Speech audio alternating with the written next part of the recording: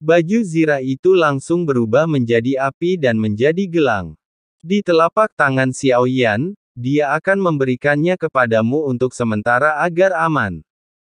Xiao Yan memberikan pujian seperti itu pada Ding Yue, akan lebih baik bagi Xiao Shao untuk tetap di sisinya, karena dia akan sangat berguna dalam pertempuran. Ding Yue melambaikan tangannya. Xiao Yan bersedia membiarkannya mempelajari harta karun tersebut. Itu menunjukkan bahwa dia benar-benar mempercayainya. Tidak ada masalah untuk saat ini. Dia bisa datang dan mengambilnya saat dia membutuhkannya. Xiao Yan bersikeras menyerahkan armor Yanqi kepada Ding Yue. Yang terakhir menatap Xiao Yan dengan tatapan penuh tekad dan akhirnya menerima baju zirah itu. Ding Yue kemudian terus mengajak Xiao Yan berkeliling, tetapi Xiao Yan melambaikan tangannya, memberi isyarat bahwa ia tidak akan mengganggu Ding Yue lagi dan mengucapkan selamat tinggal. Ding Yue kemudian, Xiao Yan terus berkeliaran di alam dewa kuno. Terakhir kali, dia meninggalkan sejumlah besar sumber daya di sana, membuat alam dewa kuno semakin seperti surga. Anda dapat dengan jelas merasakan kekayaan energi langit dan bumi di sekeliling Anda. Kecepatan kultivasi di sini meningkat secara eksponensial dan Akademi Dewa Kuno juga didirikan. Dengan membina generasi baru yang kuat, semakin banyak orang jenius yang akan muncul pada waktunya.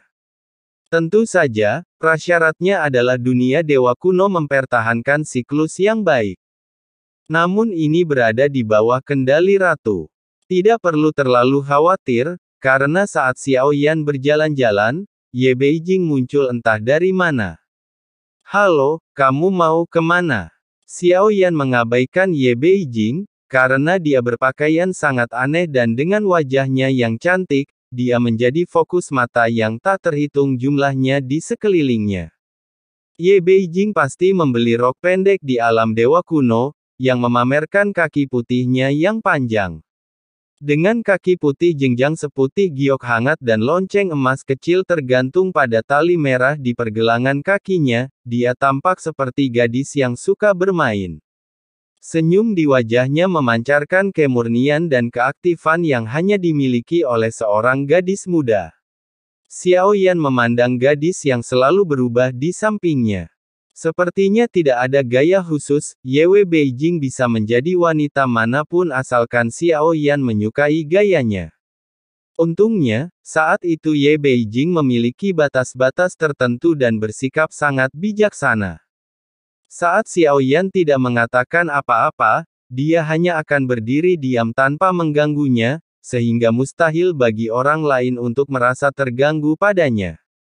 Xiao Yan yang sedang berjalan di jalan, tiba-tiba berhenti dan menoleh ke arah Ye Beijing, seorang gadis yang tampak bersemangat namun usianya tidak diketahui. Saat melihat tatapan Xiao Yan, matanya tiba-tiba membelalak. Dia memancarkan kemurnian dan pesona yang hanya dimiliki oleh seorang gadis muda. Ada apa? Apakah ada yang bisa saya bantu? Ye Beijing terpana oleh tatapan tiba-tiba Xiao Yan, dan bahkan suaranya menjadi seperti suara seorang gadis. Bertanya dengan takut-takut. Bisakah kamu bersikap lebih normal? Bisakah kita bicara? Xiao Yan berhenti di samping sebuah restoran. Sebenarnya, dia masih memiliki banyak pertanyaan tentang Ye Beijing, tetapi dia tidak punya niat buruk. Coba saja lihat apakah Anda bisa mendapatkan jawabannya. Yang bagus, Ye Beijing gembira seperti burung kecil. Dia bertepuk tangan terus-menerus, lalu meletakkan tangannya di belakang punggung, mencondongkan tubuh sedikit ke depan, matanya yang indah melengkung membentuk bulan sabit, dan menatap Xiao Yan dengan senyum yang indah dan cemerlang. Jika bukan karena tekad batin Xiao Yan dan pemahamannya yang relatif lengkap tentang Ye Beijing. Tidak peduli betapa cantiknya dia, tujuan utamanya adalah mendapatkan tubuhnya. Kita tidak bisa ceroboh dalam hal ini. Setelah memasuki restoran, Xiao Yan memilih tempat duduk di dekat jendela di lantai 2. Ada cukup banyak orang yang datang dan pergi untuk minum dan makan. Kalau bicara logika, tak ada satupun manusia di dunia dewa kuno yang fana. Jadi tidak perlu makan, tapi keberadaan restoran ada alasannya. Dalam tahun-tahun yang panjang, manusia bukanlah monster, mereka memiliki 7 emosi dan 6 keinginan. Jadi makan dan minum saat ini bukan lagi kebutuhan fisik. Itu kebutuhan spiritual. Ye Beijing sedang bersiap menuangkan anggur untuk Xiaoyan. Namun kali ini, Xiaoyan mengambil kendi anggur dan menuangkannya untuk Ye Beijing terlebih dahulu. Saya punya masalah kali ini. Xiaoyan berkata perlahan, ruang di mana mereka berdua berada. Penghalang segera terbentuk dan tidak seorang pun dapat mendengar percakapan mereka. Rasanya sangat pribadi. Ada kilatan emosi di mata Ye Beijing, dan dia tampak sangat bahagia setelah diundang oleh Xiaoyan. Mari kita bahas pertanyaan pertama terlebih dahulu, yaitu tentang kepunahan sutra panjang Chang Miesi. Tampaknya Anda tidak terlalu peduli dengan hal itu. Tetapi saya ingin tahu apakah Anda dapat memberitahu saya tentang topeng dengan 3 mata yang Anda lihat. Xiaoyan bertanya, oke, karena kamu menguping pembicaraanku dengan wanita itu. Ye Beijing tiba-tiba berkata dengan nada yang tidak marah maupun kesal, yang enak didengar adalah Xiaoyan tidak menyangkalnya. Dia hanya menghabiskan anggur di gelas dalam sekali teguk. Siapa yang menyuruhku menyukaimu? Kalau itu pria lain. Heng Ye Beijing membuat gerakan menyeka lehernya, tetapi di bawah penampilan Qi yang murni dan cantik. Tindakan ini tampaknya agak lucu. Sebenarnya saya kenal semuanya kecuali Zhang Misi yang bermata 3.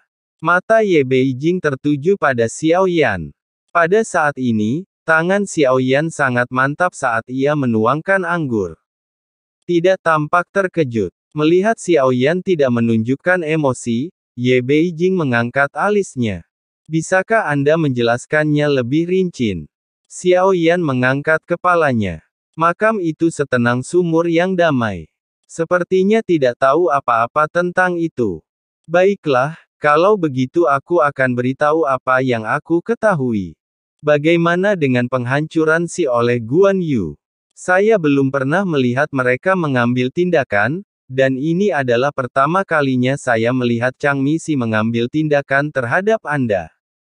Mereka pandai bermain dengan sebab dan akibat dan suka membuat rencana. Anda tidak akan mengambil tindakan apapun selama proses berlangsung. Setidaknya sejauh yang saya ketahui, situasi seperti itu belum pernah terjadi. Anda jelas merupakan kasus khusus. Ye Beijing juga mengambil gelas anggur, matanya penuh misteri, dan dia merendahkan suaranya. Apakah Anda sering dipermainkan orang lain? Xiaoyan tidak dapat menahan diri untuk bertanya tentang tindakan Chang Ni.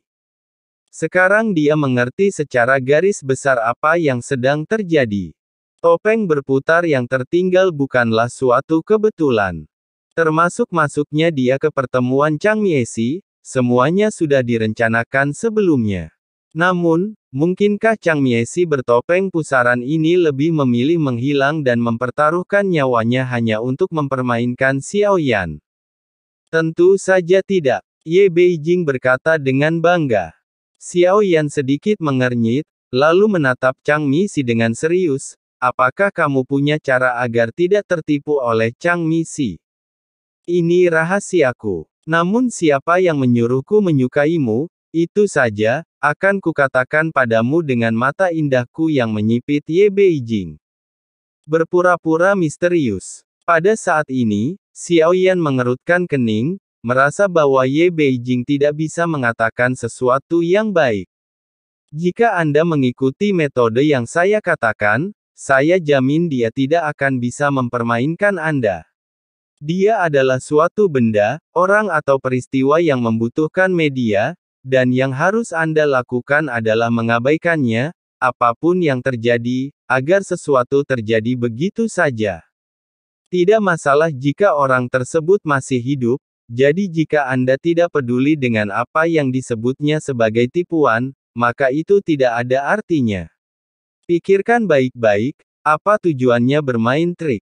Mempermainkanmu dan membuatmu marah, kan? Asal Anda tidak marah dan mengabaikannya, masalah akan terpecahkan. Ye Beijing merentangkan tangannya dan berkata dengan percaya diri. Pada saat ini, dia merasa seolah-olah IQ-nya melampaui sang ratu.